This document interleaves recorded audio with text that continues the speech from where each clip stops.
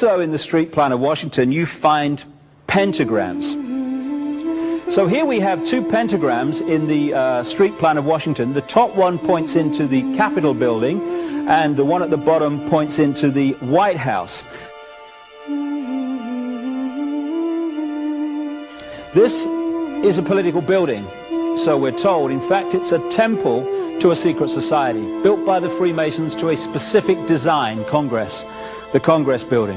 Where did it get its name from? Capitol Hill. From a sacred place of the Roman Brotherhood going way back called Capitoline Hill. And when Madeleine Albright, high priestess of this brotherhood, became Secretary of State, and she went across on her first overseas visit to Europe, she actually went to Rome and made an official visit, what for her would have been a pilgrimage to Capitoline Hill in Rome, and that's where we get Capitol Hill from. This is George Washington. In the last century, they decided they didn't have a decent statue of George, so instead of getting an American to produce one, they ordered it from Italy, from Florence. And when it arrived on the dockside, people were staggered, because here was George, the first president of the United States, depicted naked from the waist up with this cloth over his Bill Clinton's, and then pointing up one arm, pointing down the other.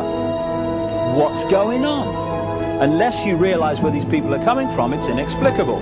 Well, if you just hold that in your mind, arm up, arm down, naked from the waist up, and then Bill Clinton's covered in a piece of cloth, well, this is where it's coming from. This is the ancient depiction of the compilation of the negative force symbol that the Templars worshipped, or the high-level Templars worshipped anyway, called Baphomet. And this is why that they depicted George Washington in that way.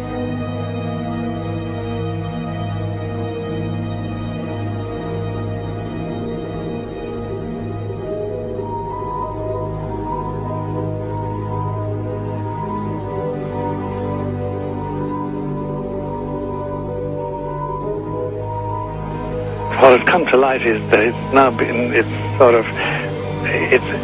is not so surprising for a lot of people that there are covens amongst the very educated class, architects, doctors, lawyers, priests, brokers, and the leisure class. These are people who have made pacts with the devil.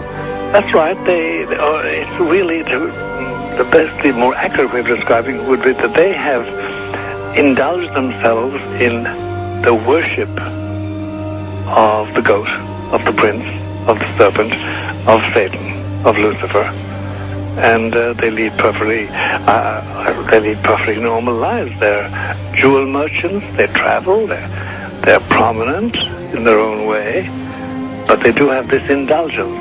Father, here's a part of that I can never understand, that has never made sense to me, and that is, if somebody were to make a pact with the devil, then obviously the implication is if the devil is there to make a pact with them, to make a deal, to make their life, their short mortal life on earth, pleasurable, with money or women or travel, or more interesting, whatever it is they want. Yes. Then they are aware of the presence of the devil, and they are obviously aware then of the presence of God as well, and they nevertheless make a conscious, stupid, short-term, blind choice to take what they can get in this lifetime. And to embrace one, you must embrace the other. It's not like it's some wishy-washy person. I know you do.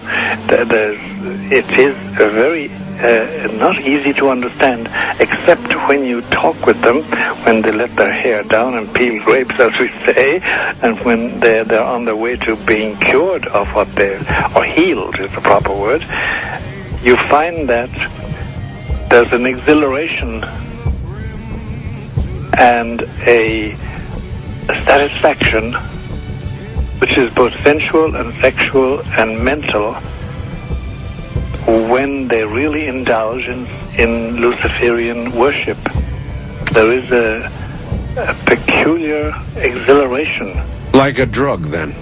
Yes, it's a peculiar exhilaration. And of course, the godly instincts in us all, the angelic in us all, because we all have something angelic and something godly, besides everything else, a lot of other negative things, that is quenched, and you find in them a horror of anything, what we call sacred and holy, or sacrosanct, or the idea of the sacred, of the awesome.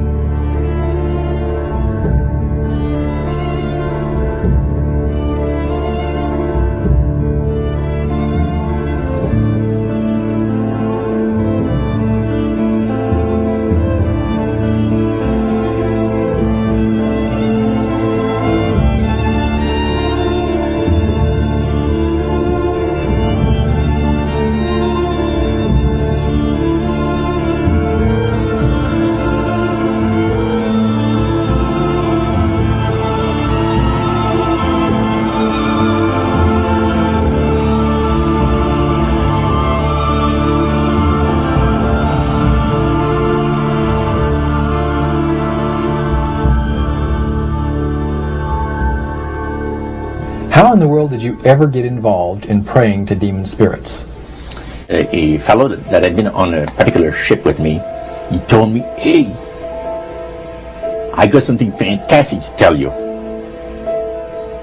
He said, "I am affiliated with people that speak with the spirits of the dead. How would you like to talk to the spirit of your dead mother?" And I was shocked.